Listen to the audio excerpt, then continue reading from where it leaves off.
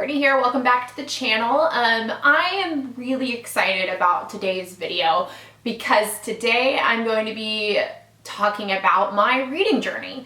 Specifically, some of the books that helped me get back into reading. So before we dive into the books themselves, I'd like to give a little context to who I am as a reader. Obviously now, reading is a very big part of my life. I own a book subscription box with my husband, and I have goals of, making that part of my career going forward. I have a Bookstagram page that I've had for a little over a year that has almost 10,000 followers at this point, and obviously I have a BookTube channel. But I definitely wasn't always the reader that I am now. Looking back to 2018, I only read probably 4, maybe 5 books that year. And that is a drastic change to where I'm at right now. In 2019, I started trying to scale my reading up a bit more. And I think I ended the year at around 20 books. In 2020, I more than tripled that and ended the year at 90 books.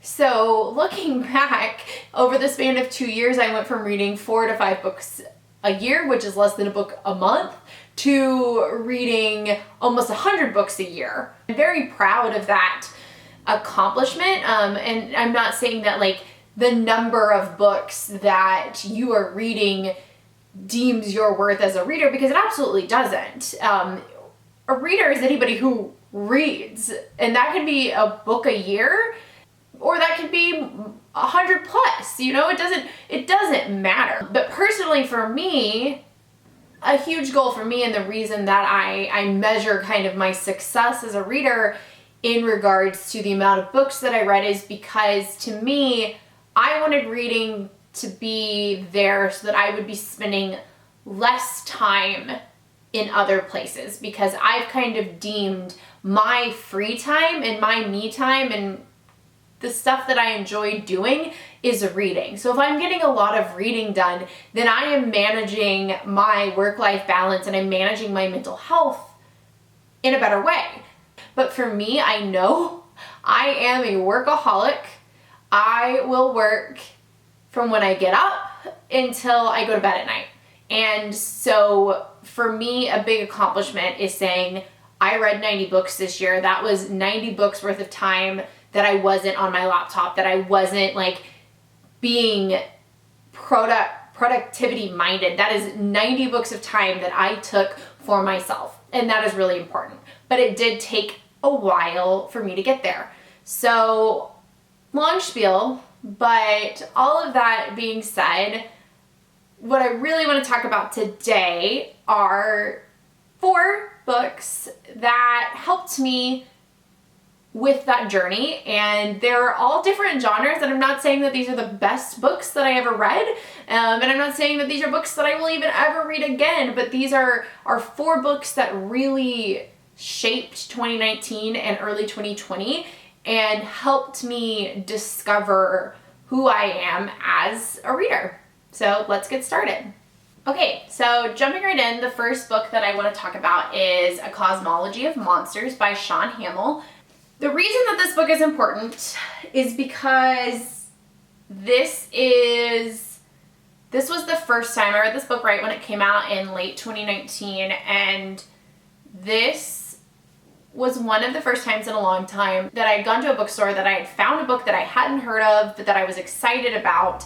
And that might seem like a small thing, but as someone who didn't know what to read, that was a really significant moment to me, for that I wasn't choosing from book of the month, 5 picks that somebody else has curated for me. I had grown at that point and trusted myself enough to say, hey, this sounds interesting. I'm going to take a chance on this author. And I'm not just going to banish it to a shelf somewhere. I'm going to actually sit down and read it. This also was not the first, but I think the second book that I ever wrote a review for.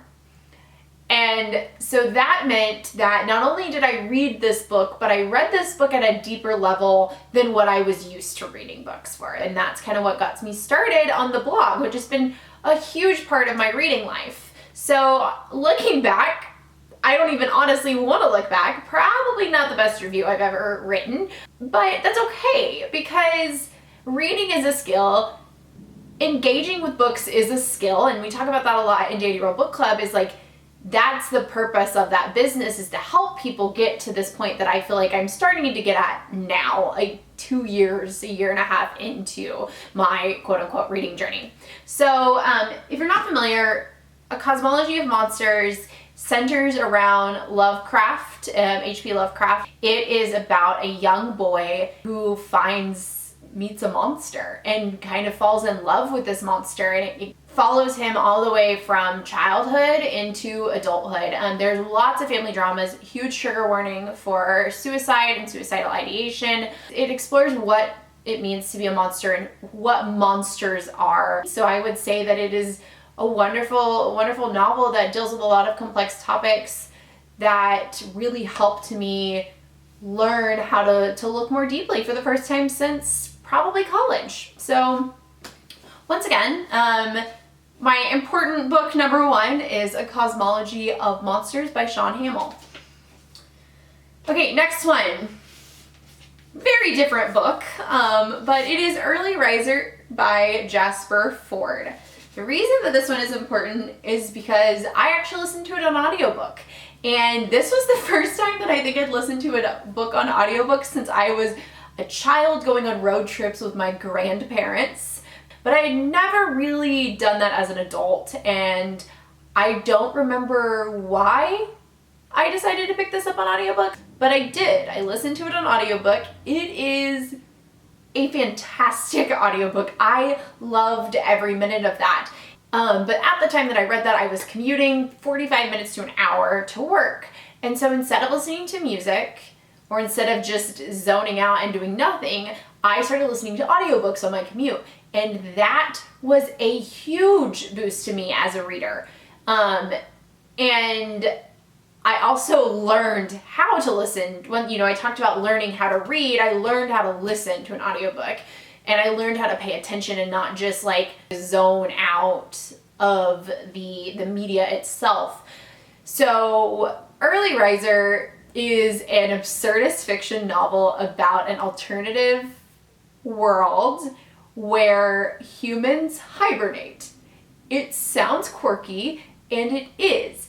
It is hilarious because the detail in which Fforde has created this world is stunning. He utilizes current, real pop culture as a way to illustrate the morals of this alternative society. So like you have Romeo and Juliet, but in this world's version of Romeo and Juliet, the story is slightly different than the Romeo and Juliet that we know. So yes, Early Riser is about a young man who takes a job basically keeping the world running while everybody is hibernating, and it turns into this like adventure. There's a conspiracy going on and he's got to try and solve that, and all like meanwhile keep himself alive because the people are hibernating because the world becomes completely, absolutely uninhabitable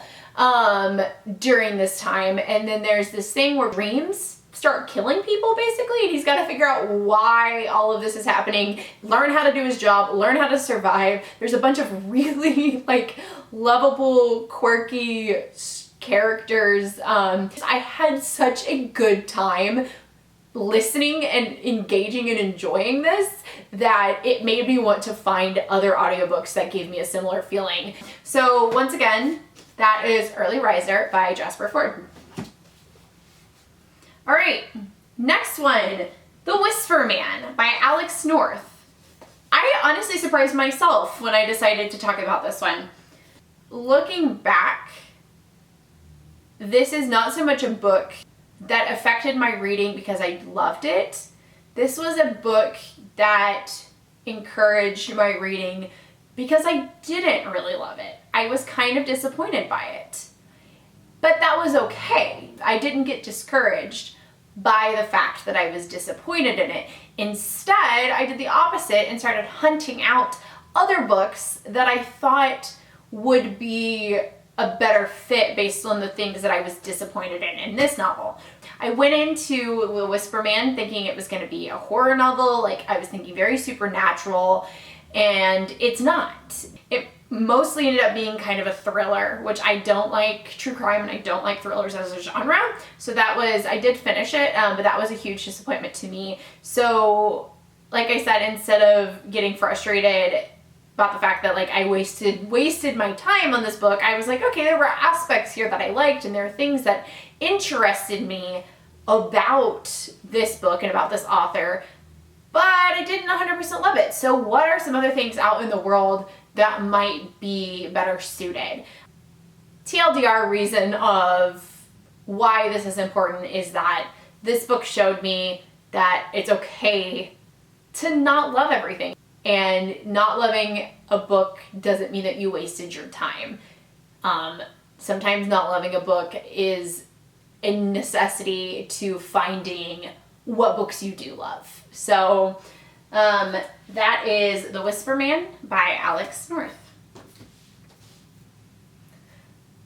Last book I'm going to talk about is still one of my absolute all-time favorite books. This is a book that I will always recommend, that I will always go back to, that I just kind of feel at home with, and this is The Need by Helen Phillips.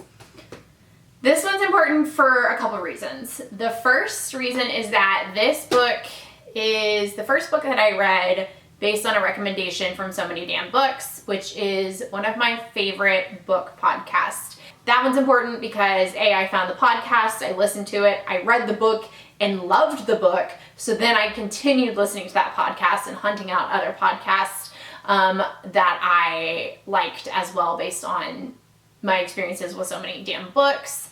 So the other reason, and particularly probably the most important reason, is that I would say that The Need fueled 2020 for me, because The Need introduced me to speculative fiction.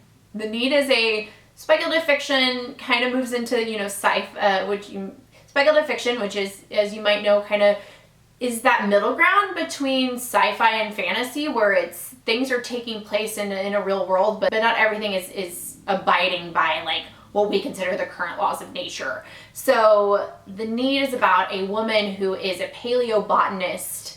She works at an archaeological dig.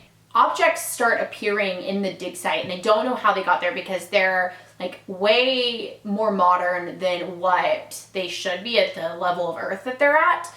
And all of these objects have very slight abnormalities to them.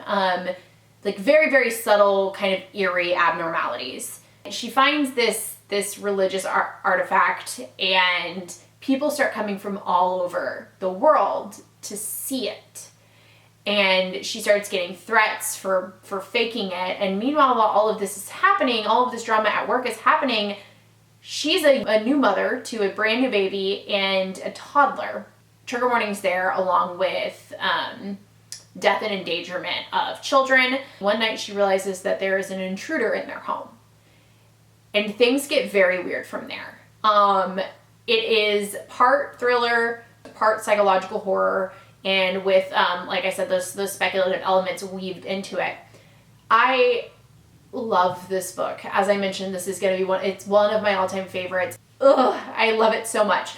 But more importantly this was, like I said, my introduction to speculative fiction. So from there, I started reading Samantha Schweblin, and then I read The Beautiful Bureaucrat, which is also by Helen Phillips. The Seep, this whole genre of novels that I never really knew existed. Like, to me, it was either like Star Wars sci-fi or like Dragons and Wizard fantasy. Like, those were my two genre classifications. I didn't realize that there was this whole other world that can encompass elements of both and create something just so unique. And I now love speculative fiction.